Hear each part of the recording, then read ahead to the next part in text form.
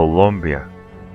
It's a beautiful place where nature and humanity it's the best of the world, but there's also a dark side. Come with us and watch about the things that Colombia has to pass during the years and how it became this country what it is today. Welcome to Victims.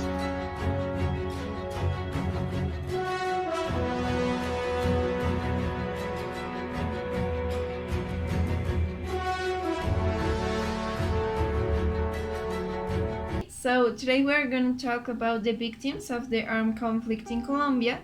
And to understand better all these situations, we have to know the context of the year in Colombia that was on 1986.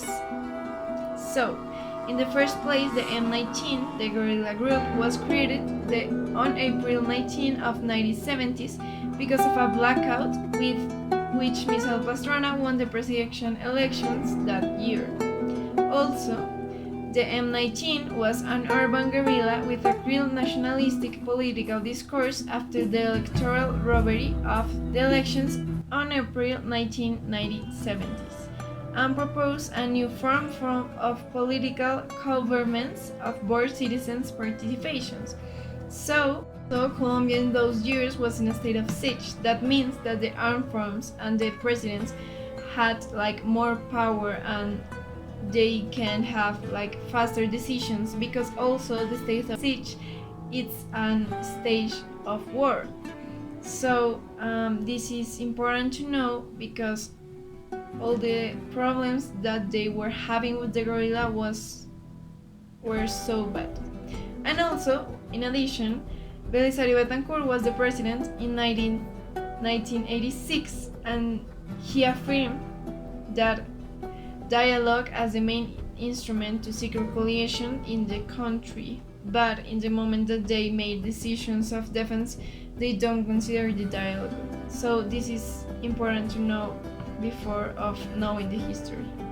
The embassy of Dominican Republic was 13 persons of the M19 playing soccer, waiting the right moment to attack.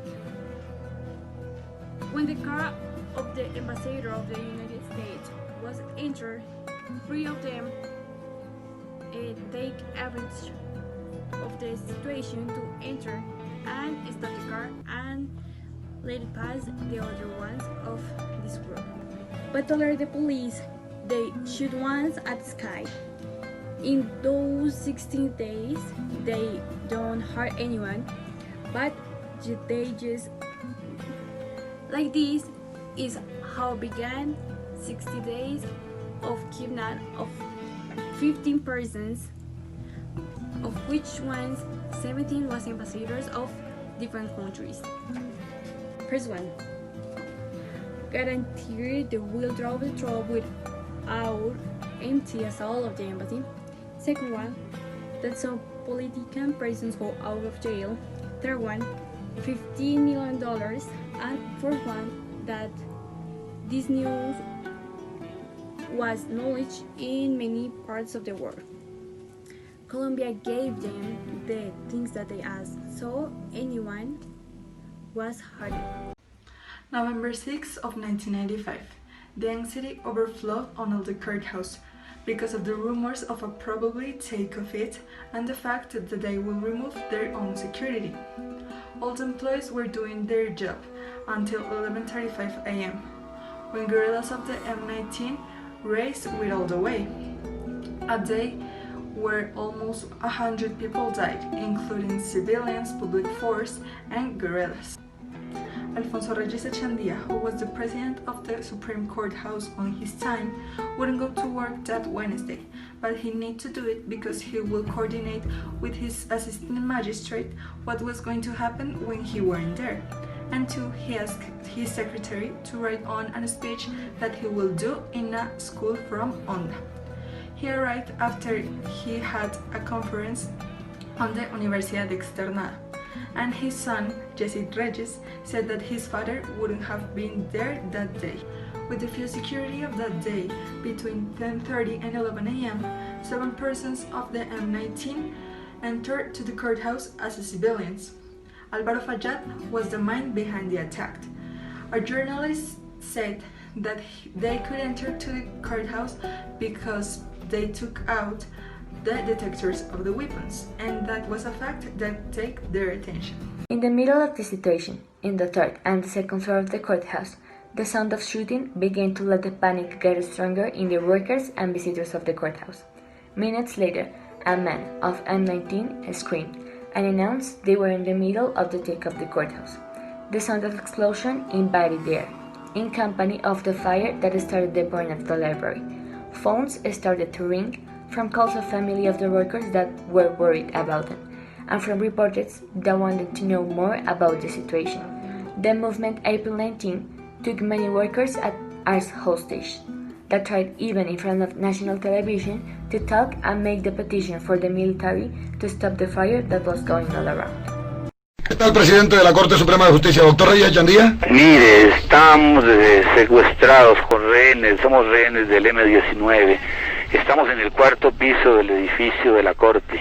Si no cesa inmediatamente el fuego hay una hecatombe.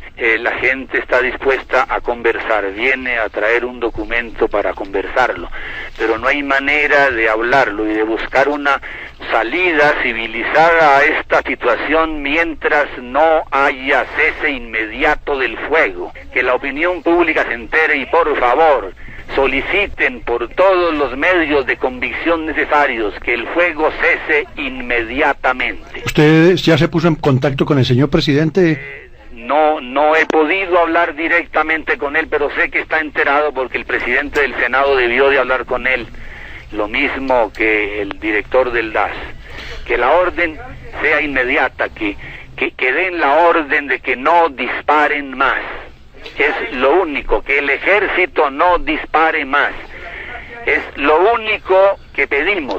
Y que la orden llegue adentro, porque nos han dicho que han dado orden de cesar el fuego, pero adentro siguen disparando. Que no, oigan, por favor, que no disparen más, por favor, ayúdennos a eso. Señor magistrado, presidente de la Corte Suprema, hágame un favor, cuando usted dice es que somos rehenes, ¿a quiénes se está refiriendo? Hágase al fondo, doctor Reyes. Aló, magistrado. Hágase al fondo, le dijeron. Han cortado la comunicación, le han dicho hágase al fondo, magistrado, y lo quitaron de allí al presidente de la Corte Suprema de Justicia. The surviving hostages who managed to leave the courthouse on days of November 6 and 7 were transferred to the base house. Then they were rehused in the fight and questioned by the military intelligence authorities. Then they were transferred to their residence or to the hospital centers. However, other hostages dominated by the police, like special, were transferred to the second floor of the base house. Later, several of them were sent to the military facilities. 7 of them identified as hostages and one guerrilla woman who left the palace alive were transferred to the base house, then disappeared, with the exception of Ana Rosa Castiblanco, whose remains were identified years later. The fate of the other victims are still unknown. Well, November 6 of 1985 is one of the most shocking and important Colombia days on the history of this country. Because it was, if the guerrilla win that day, there will be a completely different story of Colombia today. We don't know what it will be, but it will be completely different, I can assure you that. Well, also, some of the victims, that is the title of this whole documental, it's that those victims were taken to the base house, those who were rescued, but they disappear. We don't know why they disappeared. Some people say that it was the army or just the guerrilla that killed those people, because some of them say that they were killed trying to say some type of information that the guerrilla has told while they were shooting, but we're not sure about that. So Unfortunately, most of the victims who were that day died, including Alfonso Reyes Escandía. I will explain about the torture and inhuman treatment presented at the taking of the courthouse. On November 6 and 7, the hostages, who were hiding in offices on the third floor of the courthouse, were not immediately rescued, which caused some of these people to end up concentrated in the bathroom and experience deep anguish. Magistrate Montoya Hill managed to take refuge in one of the baths on the northwestern side, located between the second and third floors, where, along with 60 other captives who survived until the 7th, he suffered random moments. On leaving the bathroom, he fell dead as a result of the crossfire. Finally, Delaware Orlando Quijano, who regularly went to the courthouse, was on the first floor from the moment the shooting began until late on the afternoon of November 6. When he was taken out and taken to the base house. In this place, he had to remain with his hands on, his head answering the questions that were posed to him by different uniforms. The ones that started from the assumptions that they were guerrillas. They beat him and threatened him, especially against his family. Also, two law students from the Externado de Colombia University, Yolanda Santo Domingo and Eduardo Manzon Ospino, on November 6 went to the courthouse to present an exam and carry out an investigation for a subject. They were taken to the second floor from the base house, and in this place they were forced to squat against a wall. They were victims of physical, psychological abuse.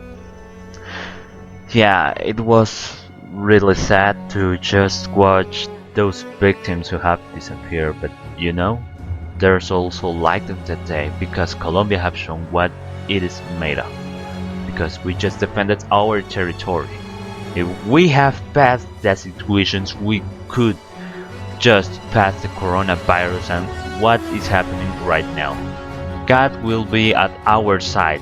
So if you're just sad or anything because of this situation or what happened in the past, just look at the future, take care of those people who are around you, and let's stay strong, Colombia. God bless Colombia and all of its people.